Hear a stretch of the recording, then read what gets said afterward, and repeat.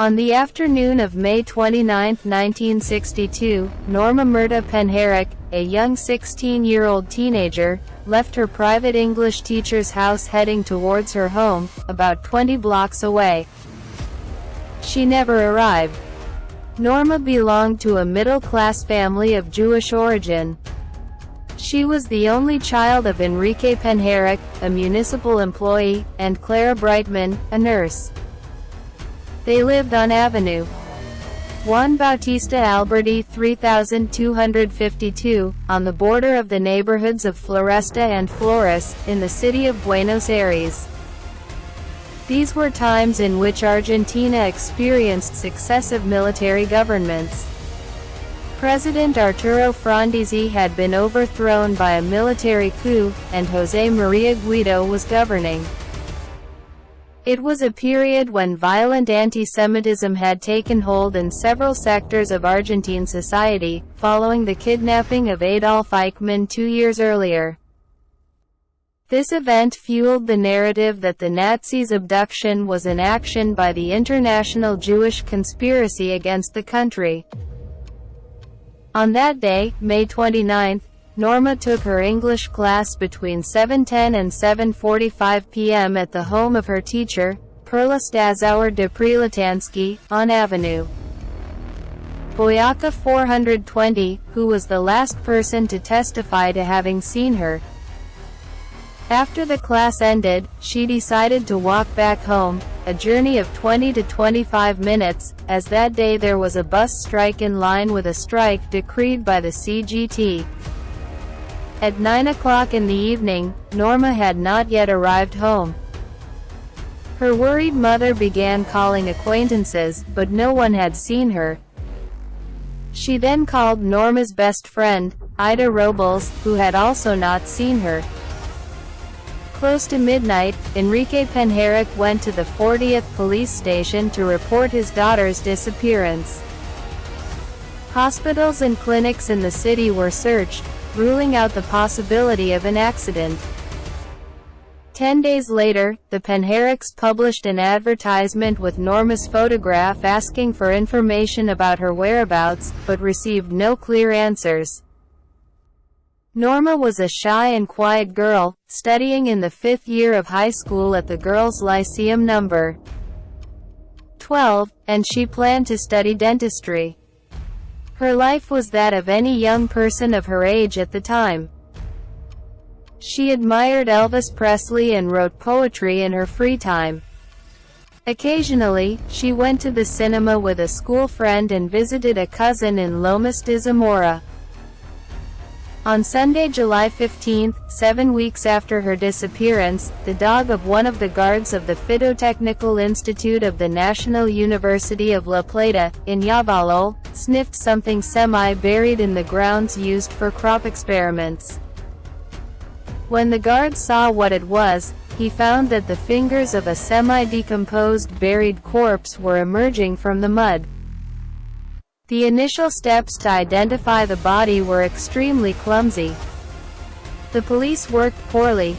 The guard who made the find was not officially interrogated, nor was the area cordoned off, which was carelessly trampled, losing any possibility of finding traces.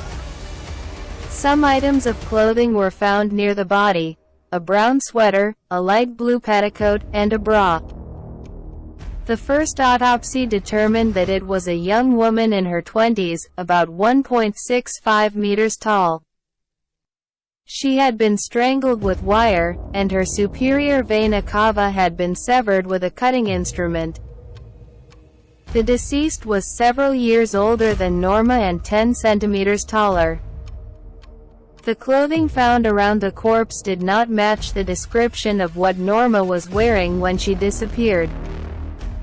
Despite all this, the Buenos Aires police called Norma's parents to identify the body in the morgue. They couldn't recognize her and declared that it was not their daughter. However, a second autopsy, almost 3 months after Norma's disappearance, revealed that the death occurred between July 4 and 8, which did not seem to correspond to the advanced state of decomposition in which the body was found on July 15. The doctor in charge of the autopsy rescued a fingerprint, the only one possible, and compared it with Norma's fingerprint record, finding 18 points of coincidence. Summoned by the experts, Norma's dentist identified the dentition as hers. Miriam, Norma's cousin, recognized the scarf around the neck as a gift she had made. Despite the parents not recognizing her and the discrepancies in height and age, the remains were officially attributed to Norma Myrta Penjerek. On August 25, the body was handed over to the parents and buried in the Jewish cemetery of La Tableta, amidst a large attendance. The case quickly lost space in the media until it practically disappeared. Everything seemed to indicate that the Norma Penjerek case would become one of the many unsolved homicides committed in Buenos Aires. But on July 15, 1963, exactly 1 year after the discovery of the body, a woman was arrested by the Federal Police Morality Brigade for practicing prostitution at Constitucion Station on the Roca Railway. Her name was Maria Sisti. When questioned by the federal police, she accused Pedro Vecchio, the owner of a women's shoe store in the town of Florencio Varela. Vecchio, a 47-year-old widower with 2 daughters, had an impeccable reputation and had just been elected councilor for the neighborhood union. But Maria Sisti had a lot to say about the supposedly honest Florencio Varela merchant.